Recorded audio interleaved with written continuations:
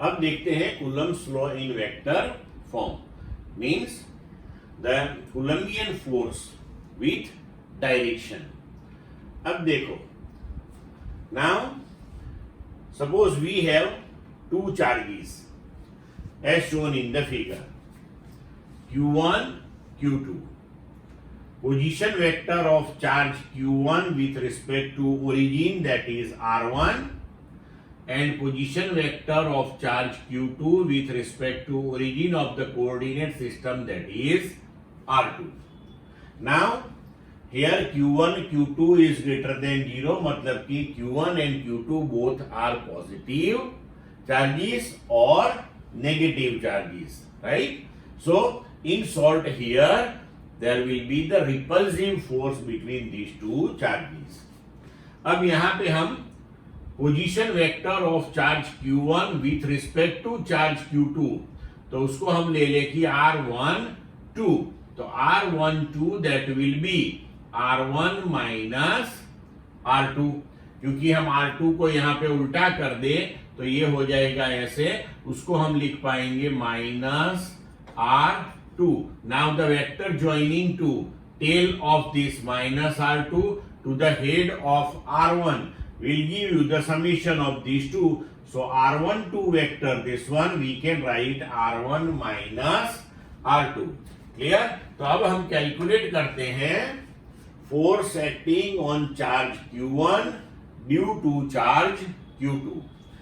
अब force repulsive है, so force on 1/2, तो वो फोर्स रिपल्सिव होगा, तो Q2 Qn को रिपेल करेगा, मतलब कि फोर्स ऑन 1/2 उसकी डायरेक्शन 2 to 1 होगी, जैसे मैंने यहां फिगर में बताया हुआ है.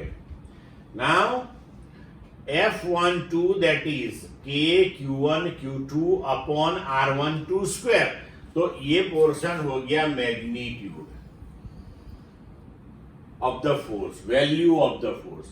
अगर हमें इसे डायरेक्शन देनी है तो 11th में हम पढ़े हुए हैं यूनिट वेक्टर.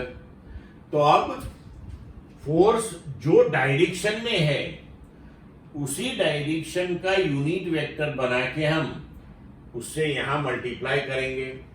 तो फोर्स जिस डायरेक्शन में है उस डायरेक्शन का वेक्टर हमारे पास है r12, तो उस डायरेक्शन का यूनिट वेक्टर हमने लिया r12 कैरेट. तो यहां r12 कैरेट से मल्टीप्लाई करो तो ये हो गया force in the vector form. अब देखो यूनिट वेक्टर जो रहता है, right, that is as per definition vector upon its magnitude.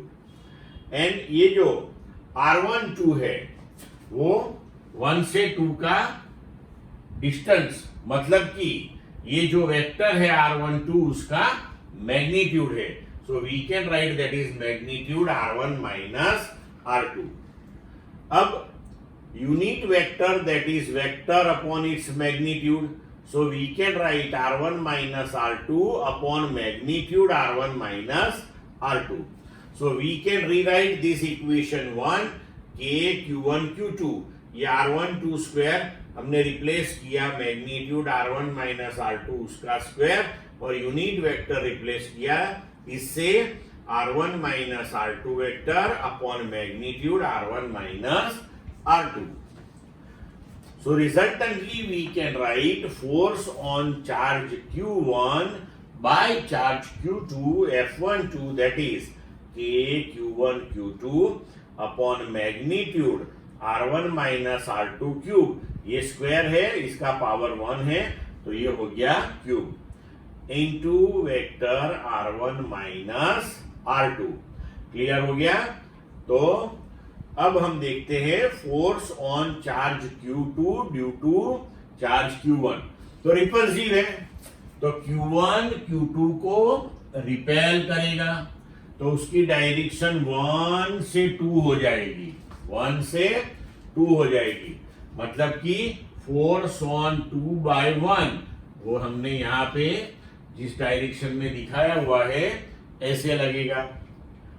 तो उसको भी हम लिख सकते हैं कि force on 2/1 that is K Q1 Q2 upon R square, R21 square, and now unit vector in the direction of the force, तो वो ले लो R21 कैरेट। अब यहां पे हम लिख सकते हैं कि F21 that is equal to K।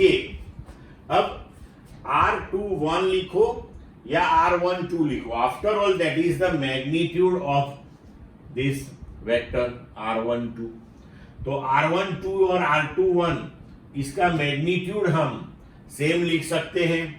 तो यहां पे हमने लिख लिया R21 जो है उसे मैग्नीट्यूड R1 माइनस R2 उसका स्क्वायर हो जाएगा, लेकिन ये जो यूनिट वेक्टर है R21 कैरेट, तो वो हो जाएगा vector R2 minus R1 upon magnitude. वो मैग्नीट्यूड को मैंने डायरेक्ट यहां ले लिया, सो क्यूब लिख लिया।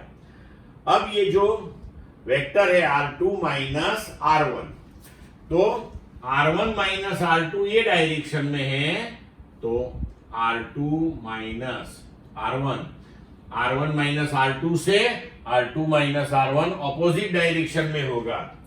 तो हम लिख सकते हैं कि R2 minus R1 that is minus R1 minus R2। तो